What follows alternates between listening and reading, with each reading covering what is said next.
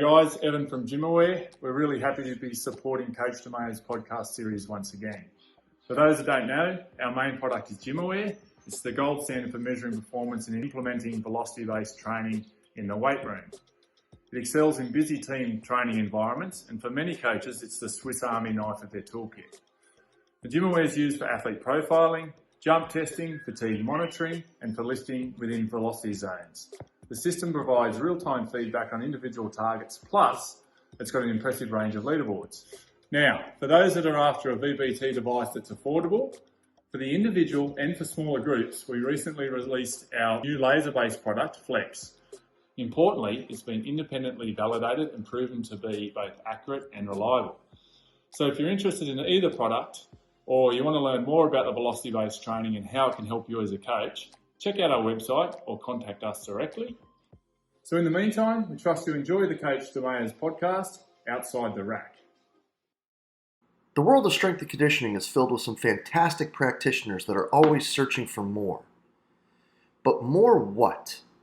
What are strength and conditioning coaches searching for to better their ability to prepare their athletes? Well, what about cutting-edge information? Or a place where you can find different opinions from forward-thinking coaches on what you're doing, how you're doing, and try to get feedback to be better for your athletes?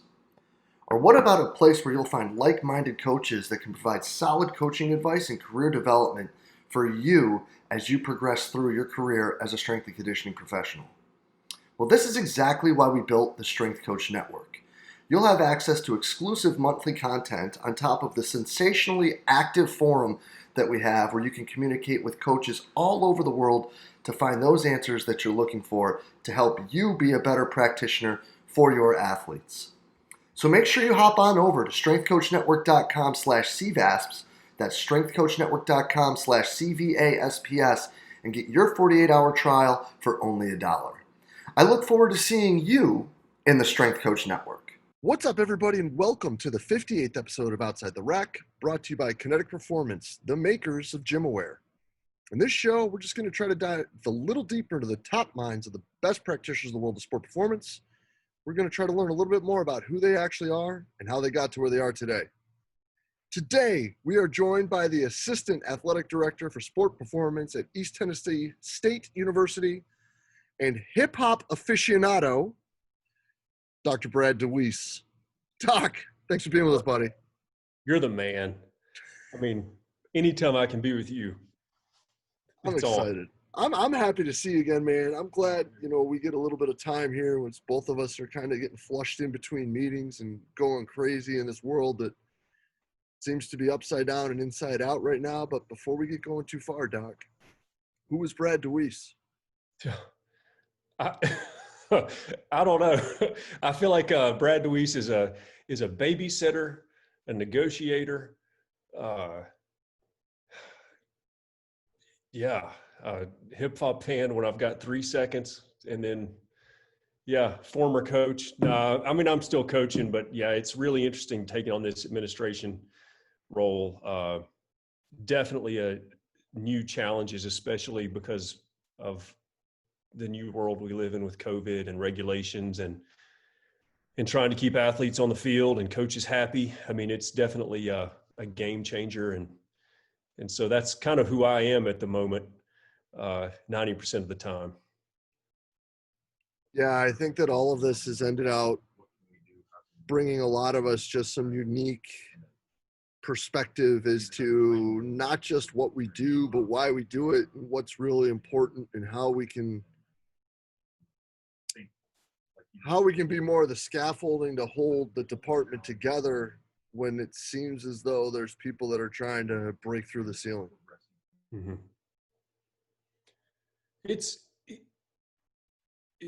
Without getting too specific on stories, I will say that what I've learned through this is that through strength conditioning, the profession has evolved, but the profession is also one that continues to fight for respect. And we are constantly pre-COVID. You can think of all the things that have popped up on social media as far as hot topics, whether it train to failure, people walking on plates while they're doing, what do you call it? Wall sits, just how we train and should we be doing curls on the sidelines? But what I've learned is that strength conditioning is typically put through the ringer, and that one thing that we're good at, and we may not realize we're good at, is staying calm and negotiating with coaches who may not see the long-term goal, but we do, and they see the short-term goal. Is that, while all this is going on, the one thing that strength conditioning has always been is the largest advocate for student athletes and the athletes in professional ranks. And they've always had to go into the coach's office and fight for what they believe is right. And it's typically the correct type of training, the correct environment, the right dose. So regardless of all this other stuff that strength and conditioning gets pulled down for, strength coaches in general are master negotiators and have to know when to speak and when not to speak. And so you become very good at what I would call just like departmental politics to survive the game. And I think that is what helps us during COVID at large. When I talk to my friends in the field, is that we all share the same stories, and that every day is new. What we thought was the plan yesterday is no longer the plan. And then we have to find a new plan, all while trying to keep everybody happy and everybody understanding that it's not necessarily Chicken Little, that the sky is not falling, that we just need to continue to work through this process together and to be patient. And so I feel like the skills I've learned through the years of strength and conditioning and performance in general have equipped me to be able to stay calm through this process, which I think other professions would, just hang it up. I feel like we as strength and conditioning coaches have been fighting this fight behind the scenes forever. It's just been a different battle other than COVID. And so again, we're always going to be the advocate for the athletes and, trying to figure out if we're not getting hard and firm guidelines as far as accountable hours from the NCAA, what is right? Like how many hours should men's soccer be on the field right now if they don't have a season? How many miles should cross country run if they don't have a season? Like, how do you maintain fitness? How do you bridge that gap between being at home to a potential spring season? How do you get ready for a delayed NCAA basketball season? Like, that's what we do anyway. And so again, fighting these battles and putting little fires out, I think it speaks to the fact that our profession has conditioned us to be great negotiators and great thinkers, staying calm. And I think that's why a lot of us are being put in leadership positions or just kind of stepping up to the plate now, because no one else has been in this situation day in and day out like strength coaches have. To be honest with you. Nah, man, I think that, good, bad, or indifferent, that's just the truth behind it. And it just is what it is, and it, unfortunately or fortunately, someone's got to make those statements and be in those meetings and kind of be the reality check for some people at times. And I guess it just kind of is what it is in that sense. Yeah. Well, listen, Doc, before we get going too far, you did drop a couple right there, but a guy who's been a track coach, came back to Tennessee and has been coaching the best in the world at what they do. It's sure that there's been a few of these for you, but if you wouldn't mind, describe a learning situation that brought about an epiphany in your career. I hate to sound like a negative Nancy, but if we're going to talk about the biggest epiphany for me, I tell this story all the time. I like other coaches when I was young, it's all about ego. I have no remorse in saying that, early on I wanted to, my goal was to be the best coach in the world. Like I wanted to have a medal count no one could catch. And that's all I cared about. I just saw everything as numbers. And it fits my mentality anyway. I'm kind of a collector, obsessive compulsive. I mean, I've got 300 pairs of Nike shoes that I never wear. Like this is just the way my brain's wired. I'm a obsessive compulsive. And so this idea was that, I want to have more medals and more champions and more this and that than everybody. And that's all I cared about. And then Steve Holcomb died. And that reminded me, why in the hell am I doing this? Like, I had always had a good, I would almost say a parental approach to the athletes I coach and have good relationships with them. Like, I've taken them to church, I'll pay to get their car fixed if I had to do it. I'll do whatever I need to do. That they're my family. But losing an athlete, especially one that, he was like a little brother to me more than an athlete, that rocked my world. And I have not, I happily and thankfully have not been the same since. Meaning, I don't care about medals anymore. I don't get on social media and try to get the validation from likes and retweets, because I understand there's way more to life than that shit. And I feel sorry for people that still get on there and try to do that. And it just reminded me that life is way too short and too fragile to care about things like a sports victory. And so now I care about helping people. And I remind myself every day that we're all going to be forgotten. No matter how many ebooks we put out, no many articles we write, videos that we do, we're going to be forgotten at some point. So we need to do something that we won't forget. And so I try to spend my time investing in other people, being a good mentor, being a good servant leader to others, and just being a hell of a dad. And so for me, I think the monumental change in my career was losing Steve Holcomb. And I there's not a day that goes by I don't think of him. And it was a firm reminder for me it was a reality check, a big reality check. And again, my approach to the craft and to the profession hasn't been the same. And I think that was for the right. I learned, woke up really quickly on that one. And I don't want other coaches to have that same mindset where they're 65 or 70 and they're like, man, I spent way too many hours in the office. I chased way too many followers. I tried to do this and that. What did it get me? And it didn't get you anything, because really all you got your family and your name.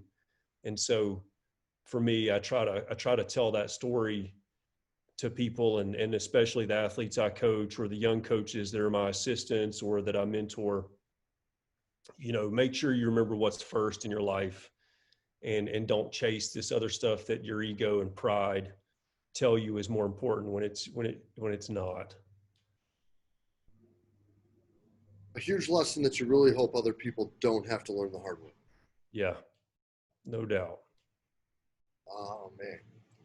But Doc, to kind of flip the page here a little bit, you don't change your first name if you're not an inquisitive guy. You don't change your first name from Brad to Doctor without being a guy that likes to ask questions and dig and do those things. So if Brad Dewise could ask one question and he knows he's going to get the answer to it, what's that question going to be and why? Oh, this is tough. And it's, maybe it's my middle age. I'll pull a Sturgill Simpson and I'll ask, is it really turtles all the way down? Like, what is it that unifies our existence? What is it out there? Like, what, like, as someone who's religious, what is that? What I want to know what's behind the curtain of the Wizard of Oz. And I think that's what I would ask is it turtles? Is it an elephant? What are we standing on? And what's his or her name? And what were they smoking when they created this? And do they have any more? Yeah, at this point, hey. I mean, well, listen, man. I mean, I don't think that like you can get any deeper than that. And to be honest, I think that that's been a question that really hasn't been asked as much as I would guess. And I think that that is one that most people really at the heart of it, and knowing the answer to that question would probably answer most of the other ones. Is like, what really is it? What are we really here for? And what brings us all together? Because the end of all of it, I mean, as coaches, that's what we're really trying to figure out anyway, isn't it? Yeah. And that's where, and I'm sure that everybody's tuning out by now because they're like, man, I want to hear about squats and sprinting. But, you know, I think it goes back to the essence of coaching is relationships. And I think that's, to me, we're all here. We don't know the answer. So we got to make the best of it. And to me, it goes back to that central tenet of love. I mean, you know, love's the number one, it's the most cited word in the Bible. So to me, if there's anything that I'm going to do is I'm going to try to love, you know, my brother, my sister, my athletes, my family. And love has many forms. You know, sometimes love can be a swift kick in the tail, but it's coming out of the right place. And I think so until I get that answer about turtles, I think that's going to be my approach, is just to try to demonstrate love in its many forms to as many people as I possibly can. Because it's not about me at the end of the day. You know, it's about the legacy is in the people that I can impact, not in my resume. That shit doesn't matter. No doubt about it. But listen, man, as a guy who's got a lot on his plate, doing a lot of things, and you know, trying to make time for everybody at home, there's got to be a way for Dr. DeWeese to come back to neutral. So what's your escape, bud? Outdoors. Like I've got 4 kids, and really my 4 kids are the escape. Like I love experiencing life through their eyes. I like seeing them react to new things and come up with their own opinions about things, and it reshapes my lens.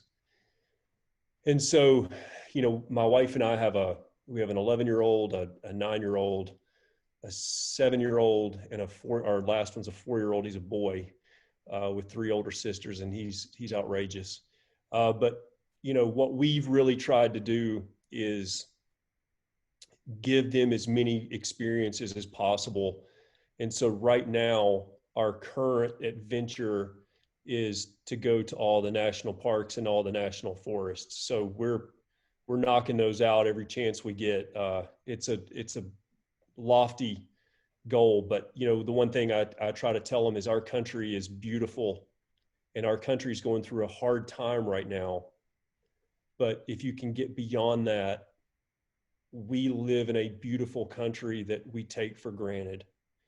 And so if you can start with the positives of this country and remember that, maybe we can get back to center. And so what I try to do is, you know, we had a 2-week stint where we went up to South Dakota and Wyoming and Iowa, and you know, so we did some travel through there, some hiking and through the national parks. And you know, when we were swinging back down, we went down to Alabama, and we did the Civil Rights Monument in Birmingham. And there was, when we went, we tried to do part of the walk. And when we went, there was a Black Lives Matter, like a rally. And we stopped, and for an hour, you know, my kids, we stood there and listened and talked. And it was one of those where it was a very good opportunity that we had not planned, you know, trying to go to a national monument, but we ended up being able to have that experience and teach our kids something that I could never teach in this household. And it goes back to love, compassion, understanding other people's perspectives, understanding that sometimes we share the road, but we all have different hurdles that we must overcome on that journey, and that our job is to help remove those hurdles from other people's path, and that we need to acknowledge those hurdles are there. And so that's kind of my escape right now, is I'm trying to do what I can do in my house to make sure that we raise good citizens that understand that this country is beautiful, and that there are things that can unify us, but we first have to be able to see it and experience it. And that means getting out of our comfort zone at times. So that's kind of where I have a lot of joy in that. So that's my, whenever I'm having a bad day at work, I go back and I'm looking at like, okay, in 2 weeks, I'm going to go up to, Indiana Dunes for the weekend and do the 3 dune hike, and so, yeah, I think everybody needs an outlet, music, hiking, whatever the case may be. But yeah, it's right now mine is traveling this country with the kids whenever we can fit in 2 or 3 days. That's awesome, man. I think that's super cool. And I think that,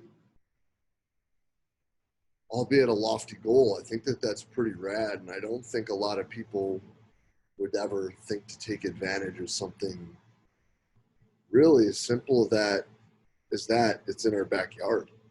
Yeah. I mean, there's some places that, we were looking at Isle Royale in Michigan. I mean, it's right now you can't really take advantage of it unless you camp, because it's a 3-hour ferry into Lake Superior. But, that's one of those things where like, okay, it's hard, cool, we're doing it, so it's just, but it's sports too, like sports is planning, sports is having a goal, sports is trying to figure out how do I get to A, B, C, D. And so to me, it's very logical, like it's a process. So it's fun that I get to use the talents coming from strength conditioning as far as planning backwards, and making a map on how to make this lofty goal, tangible. So I'm telling you, man, like our profession creates critical thinkers, creates problem solvers, adaptable negotiators. Like, I'll tell you what, it's the best profession on the planet. They just need to pay us like it. No doubt. But listen, Doc, bonus question. We can't get away without this. Rank the latest Nas album.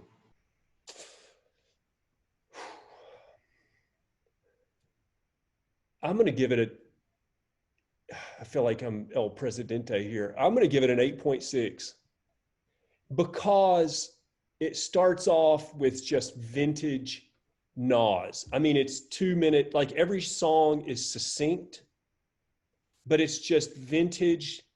It's, what you're getting. And that to me, why I think Nas is still one of the best lyricists and hip hop artists of all time. He may change the dial on his formula and give you something new, but he's always genuine to who he is. And he knows that simplicity of his voice and his artistry and his delivery is what makes the impact. It's not everything else that takes away from it. Like, I just feel like there's a little bit of nostalgia in it, but it's not nostalgia because it's just who he is. And I really like it and appreciate it because I look at it like coaching. There's so many people who try to reinvent themselves and are not authentic to who they really are. And eventually they just expose themselves. Like, they'll put out a bad program, they'll put out a bad tweet, they'll do something where everybody's like, con artist. And I think he's never done that because he's never tried to go exotic and crazy. He's just, every album is real. And I think that's the latest album is like that. Like, I listened to it and I was like, holy shit. Like, it just immediately off the bat, I was like, man, this guy, love it. And he just knows the ingredients, and he's got it. And so, yeah, I would give it an 8.6. All right. Only one bite. All right. No, I can dig that. I'd say it's his third best. I mean, obviously Illmatic, and then Life is Good, and then I think that. But I thought it was solid. Yeah, I mean, he always comes through. Yeah, man, no doubt about it. Doc, always great to see you, man. Glad to see you're doing well, brother. Appreciate your time, and we'll be in touch real soon, buddy. Thank you. Love you. Yeah, man. Cheers.